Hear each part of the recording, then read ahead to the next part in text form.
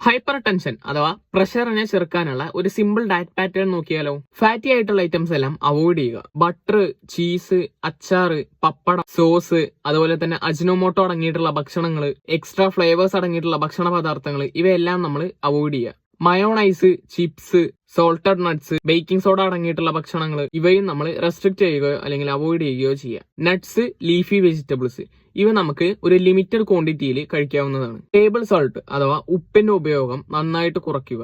കേവലം 1 ടീസ്പൂൺ ഉപ്പിൽ തന്നെ approximately 2000 milligram of sodium അടങ്ങിയിട്ടുണ്ട്. സോ ഉപ്പ് എത്രത്തോളം കുറയ്ക്കാൻ പറ്റുമോ അത്രത്തോളം കുറയ്ക്കുക. നോർമൽ പ്രഷർ വാല്യൂവിൽ നിന്നും ഓവർ വാല്യൂയിലേക്ക് കിടക്കുന്ന ഒരു ബോർഡർ ലൈൻ പേഴ്സൺ ആണെങ്കിൽ അയാൾക്ക് ഒരു ദിവസം 1 ടീസ്പൂൺ മുതൽ 1.5 ടീസ്പൂൺ വരെ ഉപ്പ് ഉപയോഗിക്കാവുന്നതാണ്. ഇനി അതല്ല, പ്രഷറൊക്കെ അത്യാവശ്യം ഉണ്ട് എന്നുള്ള ഒരാളാണെങ്കിൽ അയാൾക്ക് 1/2 ടേബിൾ സ്പൂൺ ഉപ്പേ ഒരു ദിവസം യൂസ് ചെയ്യാനായിട്ട് പാടുള്ളൂ. ഇനി സിവിയർ കണ്ടീഷനിൽ ഉള്ള ഒരാളാണെന്നുണ്ടെങ്കിൽ, കിഡ്നിക്കൊക്കെ അഫക്ട് ചെയ്തിട്ടുണ്ടെന്നുണ്ടെങ്കിൽ അയാൾ ഉപ്പേ യൂസ് ചെയ്യാനായിട്ട് പാടില്ല. നമ്മുടെ ശരീരത്തിലെ ഫ്ലൂയിഡിനെ മെയിൻറ്റെയിൻ ചെയ്യാനായിട്ട് നമ്മൾ ശ്രമിക്കുക. പുറത്തുനിന്നുള്ള ഭക്ഷണങ്ങളെല്ലാം തന്നെ അവോയ്ഡ് ചെയ്യുക. പുകവലിയും മദ്യപാനവും നിർത്തുക. നന്നായി ഉറങ്ങാനായിട്ട് ശ്രമിക്കുക. ഡിന്നറൊക്കെ നമ്മൾ നേരത്തെ കഴിക്കാനായിട്ട് ശ്രദ്ധിക്കുക. ഒരു 7 മണി ടു 8 മണിയുടെ ഉള്ളിൽ ഡിന്നർ കഴിക്കുക.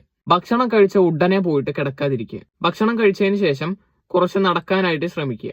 റെഡ് മീറ്റ്സ് എല്ലാം അവോയ്ഡ് ചെയ്യുക. മുട്ടയുടെ മഞ്ഞ അവോയ്ഡ് ചെയ്യുക. ചിക്കന്റെയും ഫിഷിന്റെയും എല്ലാം ഫ്രൈഡ് ആയിട്ടുള്ള ഫോംസ് ഒഴിവാക്കുക. കറി വെച്ചിട്ട് കഴിക്കാനായിട്ട് ശ്രദ്ധിക്കുക. കറികളിലൊക്കെ നോർമൽ സ്പൈസസ് ആഡ് ചെയ്യാനായിട്ട് ശ്രമിക്കുക. ചിപ്സ് ഒക്കെ നന്നായിട്ട് കഴിക്കുന്ന ആളാണെങ്കിൽ അത് കുറയ്ക്കുക. കൂടുതൽ ന്യൂട്രീഷണൽ ഇൻഫോർമേഷൻസിനായി സ്റ്റേ ട്യൂൺഡ് വിത്ത് us.